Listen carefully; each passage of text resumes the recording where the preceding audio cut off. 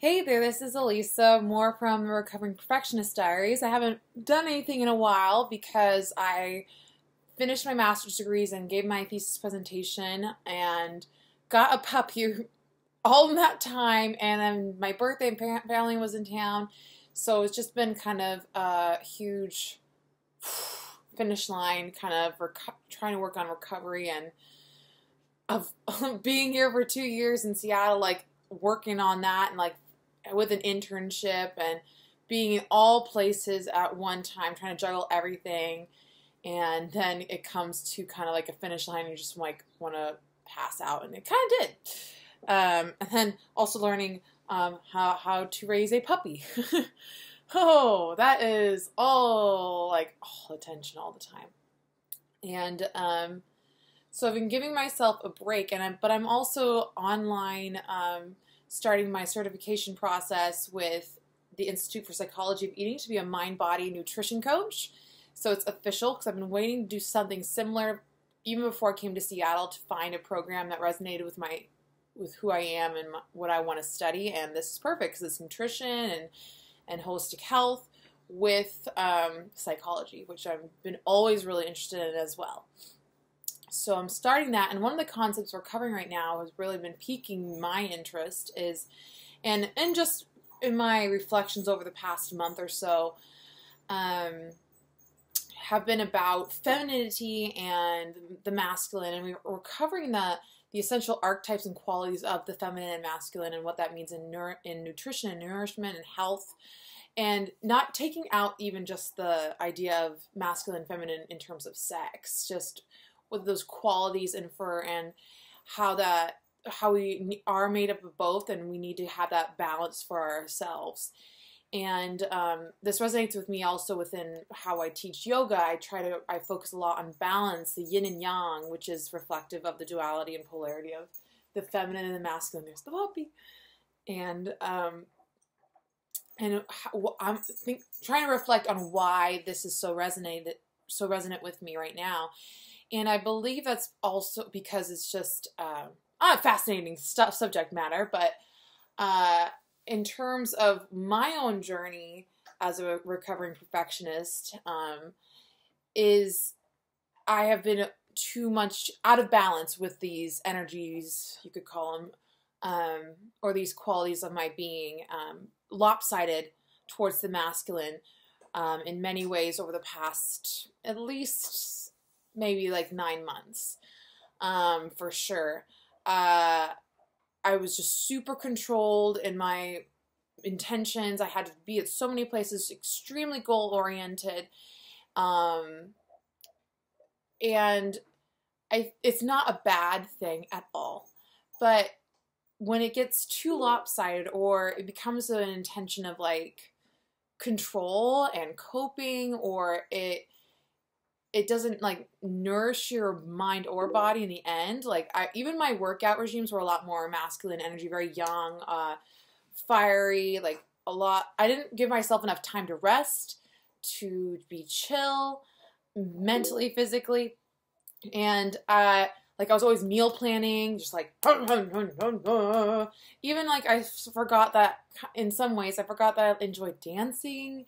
And I wouldn't go to yoga very often for my own self, and getting out of my embodiment, and in the discussions of these qualities, the masculine is, yet like I was saying, it's very goal-oriented, focused, linear in thought process. It's your left brain, the logic, and going, and it's this, in terms of like nutrition and health, it's the focus on the numbers and the science behind it, whereas the feminine quality towards it it's the counterpart, the complementary. So it's a softer quality, it's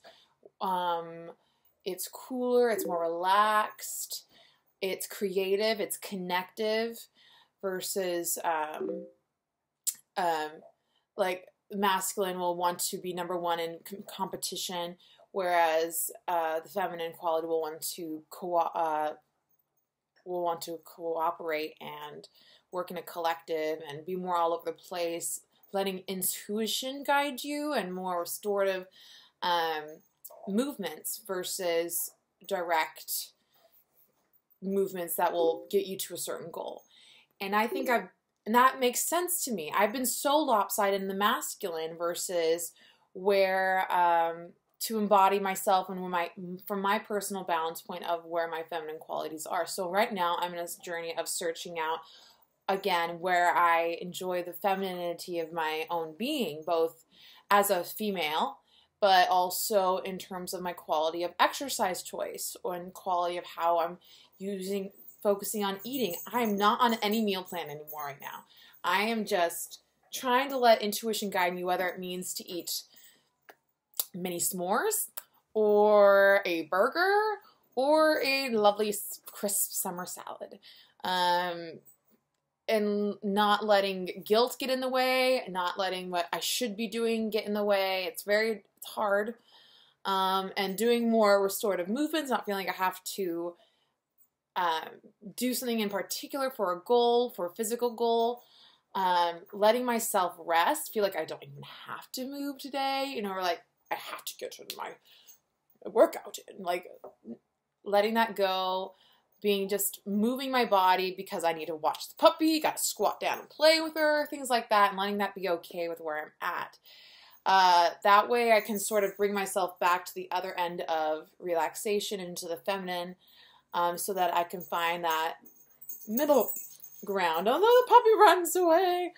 And that's where I'm at. So it's a very interesting subject to talk about. It can be very